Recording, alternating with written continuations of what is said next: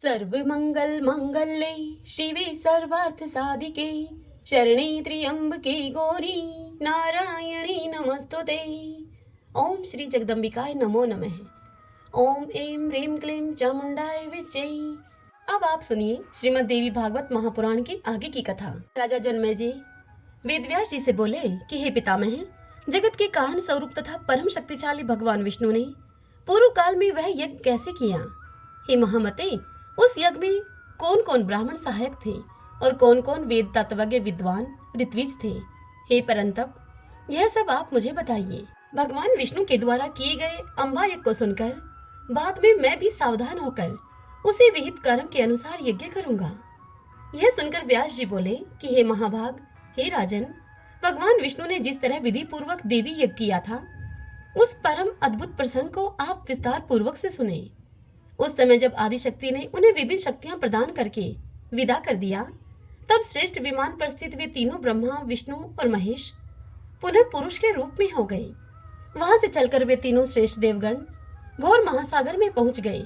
वहां उन्होंने पृथ्वी उत्पन्न करके उस पर रहने के लिए स्थान बनाया और फिर वे वहीं पर रहने लगे। उसी समय देवी ने अचल आधार शक्ति को मुक्त किया, जिसके आश्रय से वह मेद युक्त पृथ्वी टिक गई। मधु कैटभ के मेद का संयोग होने के कारण पृथ्वी को मेदिनी कहा गया है।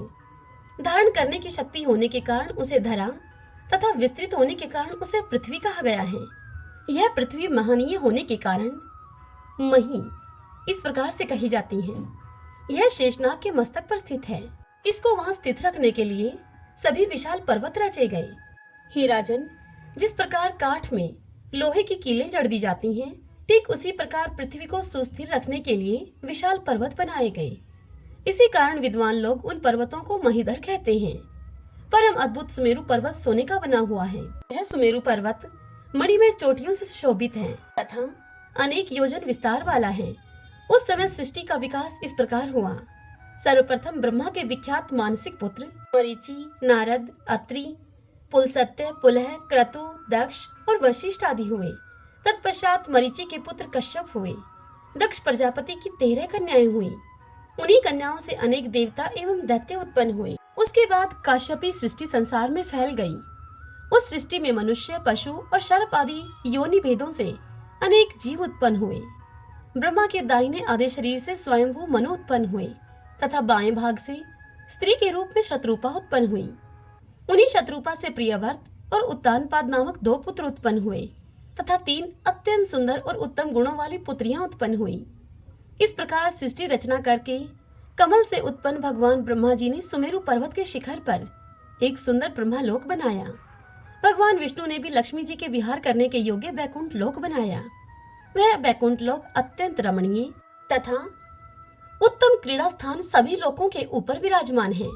शिव जी ने भी कैलाश नामक एक उत्तम स्थान बना लिया, जिसमें कि वे भूत गुणों को साथ में लेकर इच्छा के अनुसार विहार करने लगे। सुमेरु पर्वत के एक शिखर पर देवलोक स्वर्ग की रचना हुई। वह इंद्रलोक अनेक प्रकार के रत्नों से सुशोभित तथा इंद्र का निवास स्थान था। समुद्र मंथन से सर्वोत्तम वृक्ष पारिजात, 4 दांतों वाला ऐरावत हाथी, कामना पूर्ण करने वाली कामधेनु, उच्च शर्वा नामक घोड़ा और रंभा आदि अनेक अप्सराएं निकली। इंद्र ने स्वर्ग को सुशोभित करने वाले इन सभी को अपने पास में रख लिया।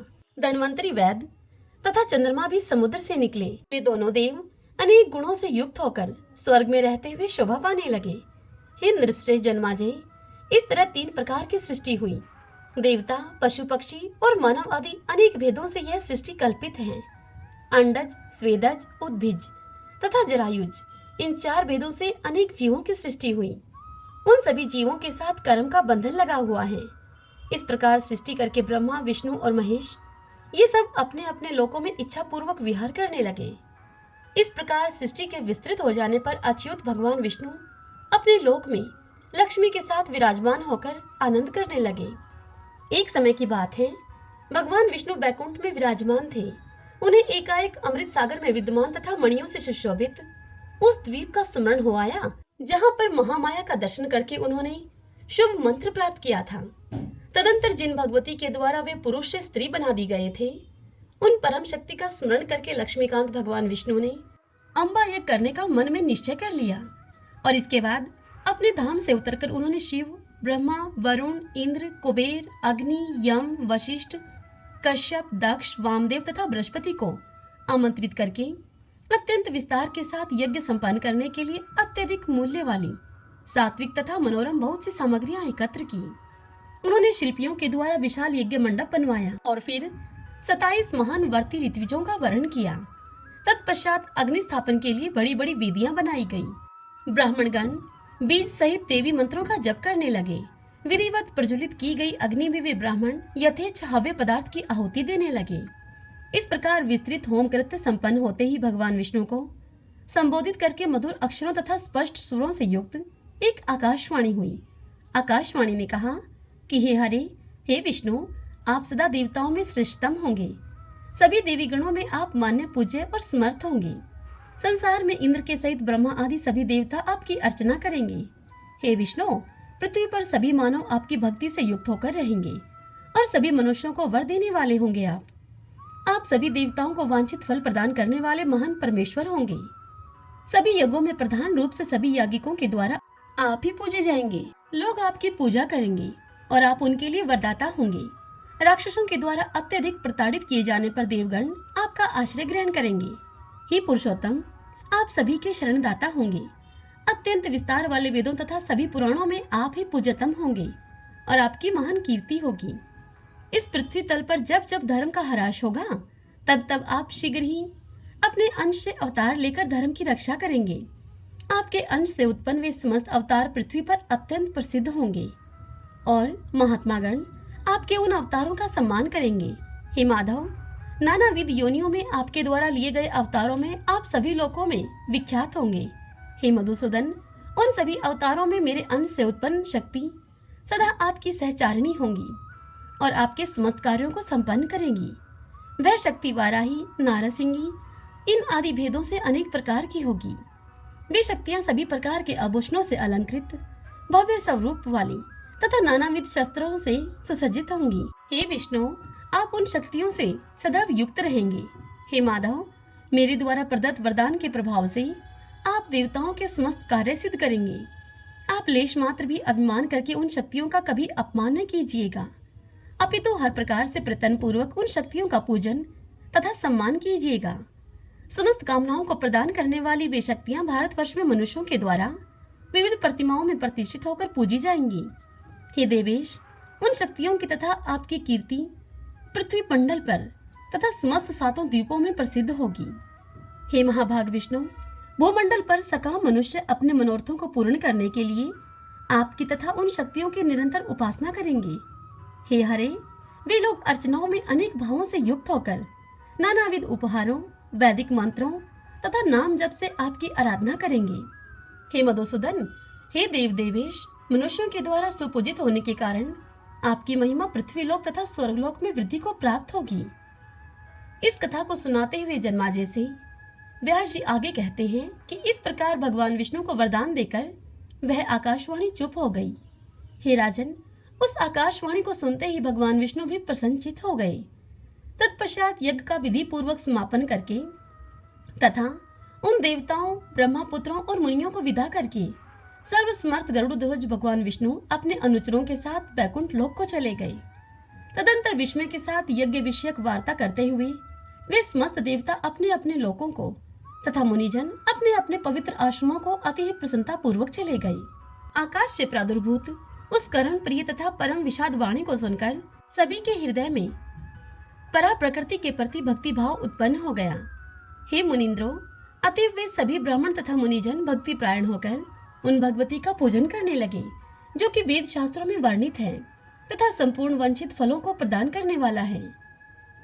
यह सुनकर जन्माजय बोले वेदव्यास जी से कि हे द्विज, मैंने विष्णु के द्वारा किए गए देवी यज्ञ के विषय में विस्तार पूर्वक सुन लिया है। अब आप मुझे विस्तृत रूप से भगवती की महिमा बतलाइए। हे विप्रेंद्र, देवी का चरित्र सुनकर मैं भी वह उत्कृष्ट देवी यज्ञ अवश्य करूंगा और इस प्रकार आपकी कृपा से मैं पवित्र हो जाऊंगा। यह सुनकर व्यास जी बोले कि हे राजन, सुनिए, अब मैं भगवती के उत्तम चरित्र का आपसे वर्णन करूंगा। मैं इसके साथ साथ विस्तृत इतिहास तथा पुराण भी कहूंगा आपसे। हे राजन, कौशल देश में सूर्यवंश में एक महातेजस्वी श्रेष्ठ राजा उत्पन्न हुए। वे राजा पुष्य के पुत्र थे और ध्रुव सिंधु के नाम से विख्यात थे। वे धर्मात्मा, सत्यनिष्ठ तथा वर्णाश्रम धर्म की रक्षा के लिए सदा ही तत्पर रहते थे। पवित्र व्रतधारी वे ध्रुव सिंधु वैभवशालिनी अयोध्या नगरी में राज्य करते थे। उनके राज्य में ब्राह्मण, क्षत्रिय, वैश्य और शूद्र द्विजगण तथा अन्य सभी अपनी अपनी जीविका में तत्पर रहकर धर्म पूर्वक आचरण किया करते थे। उनके राज्य में कहीं भी चोर, निंदक, धूर्त, पाखंडी, कृतघ्न तथा मूर्ख मनुष्य निवास नहीं करते थे। हे कुरुश्रेष्ठ, इस प्रकार धर्म पूर्वक राज्य करते हुए उन राजा की रूपवती तथा आनंदो उपभोग प्रदान करने वाली 2 पत्नियां थीं। उनकी धर्म पत्नी मनोरमा थी, जो कि सुंदर रूप वाली तथा परम विदुषी थी, और दूसरी पत्नी लीलावती थी। वह भी रूप तथा गुणों से संपन्न थी। महाराज ध्रुव सिंधु उन दोनों पत्नियों के साथ राजभवनों, उपवनों, क्रीड़ा पर्वत, बावलियों तथा विभिन्न महलों में विहार किया करते थे। महाराज ध्रुव सिंधु की पत्नी उनकी रानी मनोरमा ने शुभ वेला में राज लक्षणों से संपन्न एक सुंदर पुत्र उत्पन्न किया। उस पुत्र का नाम सुदर्शन पड़ा। उनकी दूसरी पत्नी लीलावती ने भी 1 माह के भीतर ही शुभ पक्ष तथा शुभ दिन में एक सुंदर पुत्र को जन्म दिया। महाराज ध्रुव सिंधु ने उन दोनों बालकों का जातकर्म आदि संस्कार किया तथा पुत्र जन्म से प्रमोदित एवं उल्लसित होकर उन्होंने ब्राह्मणों को नानाविध दान दिए। हे राजन, महाराज ध्रुव सिंधु उन दोनों पुत्रों पर समान प्रीति रखते थे। वे उन दोनों के प्रति अपने प्रेम भाव में कभी भी अंतर नहीं आने देते थे। परम तेजस्वी उन राजेंद्र ने अपने वैभव के अनुसार बड़े हर्षोल्लास के साथ विधि पूर्वक उन दोनों बालकों का चूड़ाक्रम संस्कार किया। चूड़ाक्रम संस्कार हो जाने पर उन दोनों बालकों ने राजा के मन को मोहित कर लिया। वे दोनों कांतिमान बालक खेलते समय सभी लोगों को मुग्ध कर लेते थे। उन दोनों में मनोरमा का पुत्र सुदर्शन ज्येष्ठ था। लीलावती का शत्रुजित नामक पुत्र अत्यंत सुंदर तथा मृदुभाषी था। उसके मधुरभाषी एवं अत्यंत सुंदर होने के कारण राजा उससे अधिक प्रेम करने लगे, और उसी तरह से वह प्रजाजनों तथा मंत्रियों का भी प्रिय पात्र बन गया। शत्रुजित के गुणों के कारण राजा का जैसा प्रेम उस पर हो गया, वैसा प्रेम सुदर्शन के प्रति नहीं था। वे सुदर्शन के प्रति मंदभागे होने के कारण कम अनुराग रखने लगे। इस प्रकार कुछ समय बीतने पर आखेट के प्रति सदा ही तत्पर रहने वाले निर्श्रेष्ठ ध्रुव सिंधु आखेट के लिए वन में गए। वे राजा ध्रुव सिंधु वन में रूरू मृगों, बेनेले सूरों, गवयों, खरगोशों, भैंसों, सर्भों तथा गैंडों को मारते हुए आखेट करने लगे। जब महाराज उस गहन एवं महाभयंकर वन में शिकार खेल रहे थे, उसी समय महान रोष में भरा हुआ एक सिंह झाड़ी से निकला। पहले तो राजा ने उसे बाण से आहत कर दिया। तब अत्यंत कोपाविष्ट वह सिंह उन्हें अपने सामने देखकर मेघ के समान गरजने लगा। अपनी पूंछ खड़ी करके तथा गर्दन के लंबे केशों को छितराकर अत्यंत कुपित वह सिंह राजा को मारने के लिए छलांग लगाकर राजा पर झपटा। तब उसे देखकर राजा ने भी तत्काल अपने हाथ में तलवार धारण कर ली और अपने बाएं हाथ में ढाल लेकर दूसरे सिंह के समान वे खड़े हो गए। यह देखकर उनके जो सेवकगण थे, वे सभी अत्यंत कुपित हो उठे और रोषपूर्वक उस सिंह पर अलग अलग बाणों से प्रहार करने लगे। तब वहां महान हाहाकार मच गया तथा भीषण प्रहार होने लगा। इसी बीच में वह भयानक सिंह राजा पर टूट पड़ा।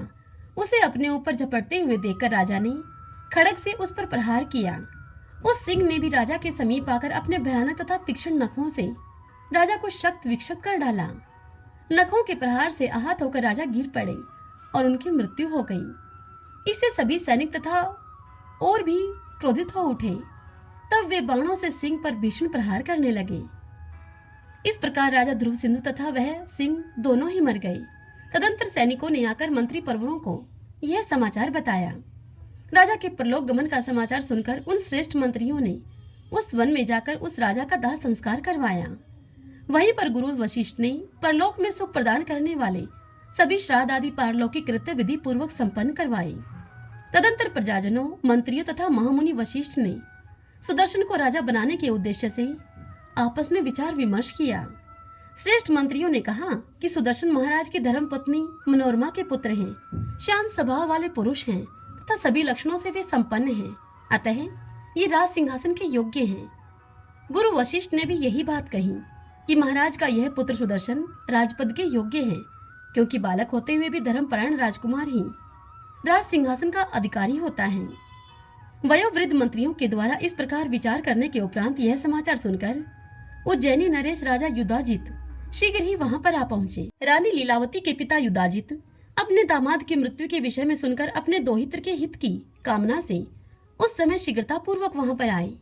उसी समय सुदर्शन के हित साधन के उद्देश्य से मनोरमा के पिता कलिंगाधिपति महाराज वीरसेन भी वहां पर आ गए। सेनाओं से संपन्न तथा एक दूसरे से भयभीत वे दोनों राजा राज्य के अधिकारी का निर्णय करने के लिए प्रधान अमात्यों के साथ मंत्रणा करने लगे। युधाजित ने पूछा कि इन दोनों राजकुमारों में ज्येष्ठ कौन है? ज्येष्ठ ही राज्य प्राप्त करता है, कनिष्ठ कदापि नहीं। उसी समय वीरसेन ने भी कहा कि हे राजन, मैंने शास्त्रविदों से ऐसा सुना है कि धर्म पत्नी का पुत्र ही राज्य का अधिकारी माना जाता है। युधाजित ने पुनः कहा कि यह शत्रुजित गुणों के कारण ज्येष्ठ है और यह सुदर्शन राजोचित चिन्हों से युक्त होते हुए भी वैसा नहीं है। अपने अपने स्वार्थ के वशीभूत उन दोनों राजाओं में वहां विवाद होने लगा। अब उस महासंकट की परिस्थिति में उनके संदेह का समाधान करने में कौन समर्थ हो सकता था? युधाजित ने मंत्रियों से कहा कि आप लोग अवश्य ही स्वार्थ परायण हो गए हैं और सुदर्शन को राजा बनाकर धन का स्वयं उपभोग करना चाहते हैं। मैंने आप लोगों का यह विचार तो आप सबकी भाव भंगिमाओं से पहले ही जान लिया था। शत्रुजित सुदर्शन से अधिक बलवान है, अतः आप लोगों की सम्मति तो यह होनी चाहिए कि शत्रुजित ही राज सिंहासन पर आसीन होने योग्य है। ऐसा कौन व्यक्ति है जो मेरे जीवित रहते हुए गुणों में बड़े तथा सेना से सुसज्जित राजकुमार को छोड़कर गुणों में छोटे पुत्र को राजा बना सके? इसके लिए मैं निश्चित रूप से घोर संग्राम करूंगा। मेरे खड़क की धार से पृथ्वी के भी 2 टुकड़े हो सकते हैं, फिर आप लोगों की तो बात ही क्या है। यह सुनकर वीरसेन ने राजा युधाजित से कहा कि हे विद्वान, दोनों ही बालक समान बुद्धि रखते हैं, इनमें भेद ही क्या है? तदंतर उन दोनों को इस प्रकार परस्पर विवाद करते हुए देखकर प्रजाजनों तथा ऋषियों के मन में व्याग्रता होने लगी। तब एक दूसरे को कलेश पहुंचाने के लिए उद्यत तथा युद्ध की इच्छा रखने वाले दोनों पक्षों के सामंत सावधान होकर अपनी अपनी सेनाओं के साथ वहां पर आ पहुंचे। उसी समय महाराज दुर्सिंधु के मृत्यु का समाचार सुनकर श्रृंगवेरपुर में रहने वाले निषादगण राजकोष को लूटने के लिए वहां पर आ गए। दोनों राजकुमार अभी बालक हैं तथा वे आपस में कलह कर रहे हैं। यह सुनकर देश देशांतर के चोर लुटेरे भी वहां पर आ गए। इस प्रकार वहां पर भारी कलह उपस्थित हो जाने पर अब वहां युद्ध आरंभ हो गया। युधाजित तथा वीरसेन भी युद्ध के लिए उद्यत हो गए। ओम नमः चंडिकाय। भगतजनों, आज की यह कथा बस यहीं तक। इससे आगे की कथा हम कल अगले अध्याय में सुनेंगे। जय माता दी।